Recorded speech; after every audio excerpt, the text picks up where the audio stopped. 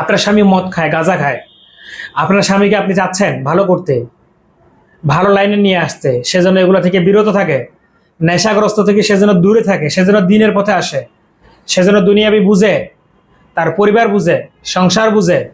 যারা পারিবারিক দুশ্চিন্তায় আছেন, ছেলে মেয়েকে নিয়ে দুশ্চিন্তায় আছেন, নিজের স্বামী স্ত্রীকে নিয়ে দুশ্চিন্তায় আছেন, পরিবারে সামাজিকভাবে দুশ্চিন্তায় আছেন, ছেলে মেয়েরা খারাপ হয়ে যাচ্ছে, দুষ্ট হয়ে যাচ্ছে, তারা ভালো হচ্ছে না, অনেক চেষ্টা করতেছেন পড়ালেখা করার জন্য, পারতেছেন না, আপনার স্বামী মদ খায়, গাঁজা খায়, আপনার স্বামীকে আপনি চাচ্ছেন ভালো করতে, ভালো লাইনে নিয়ে আসতে, সেজন্য এগুলো থেকে বিরত থাকে, নেশাগ্রস্ত থেকে সেজন্য দূরে থাকে, সেজন্য দিনের পথে আসে, সেজন্য দুনিয়াবি বুঝে, তার পরিবার বুঝে, সংসার বুঝে।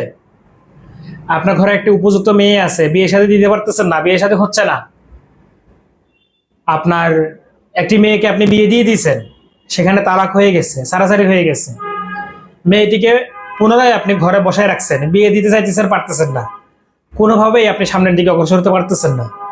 দুনিয়াবি যত পেরেশানি, পারিবারিকভাবে যত ধরনের পেরেশানি হতে পারে, যত ধরনের টেনশন হতে পারে, সব কিছু দুশ্চিন্তা আপনার মাথায়, আপনার ব্রেন এগুলা গ্রাস করে ফেলছে। এখন এগুলো থেকে বাঁচার জন্য আসলে উপায় কি? ওগুলো থেকে বাঁচার জন্য একটি উপায় এবং আমলটি, এই উপায়টি অতি সহজ, ইনশাআল্লাহ আপনারা পারবেন।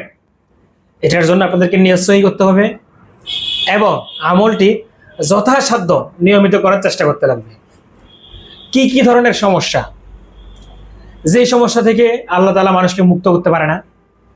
আল্লাহ হচ্ছেন খালুক, খালেক।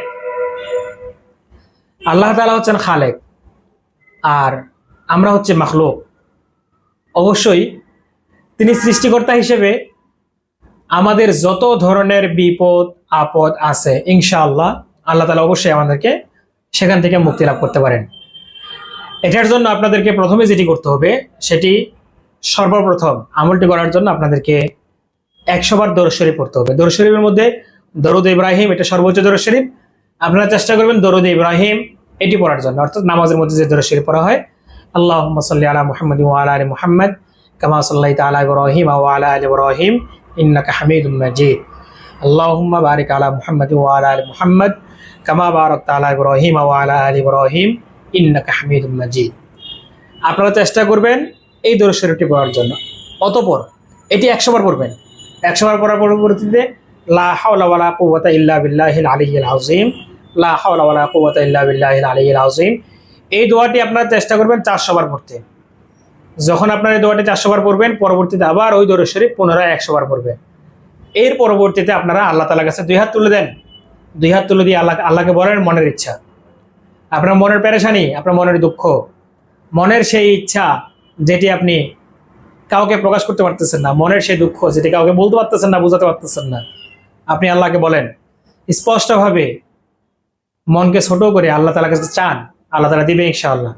সমস্ত বিপদ থেকে, দুনিয়াবি যত ধরনের বিপদ আছে, শুধু দুনিয়াবি নয়, আপনি এগুলা করে আল্লাহ তাআলার কাছে নিজের পাপ থেকে, নিজের লুকায়িত গুনাহ থেকে, নিজের অন্ধকারের গুনাহ থেকে, সবগুলো থেকে ইনশাআল্লাহ আল্লাহ তাআলার কাছ থেকে ফানা চান, আল্লাহ তাআলা মুক্ত করে দিবেন।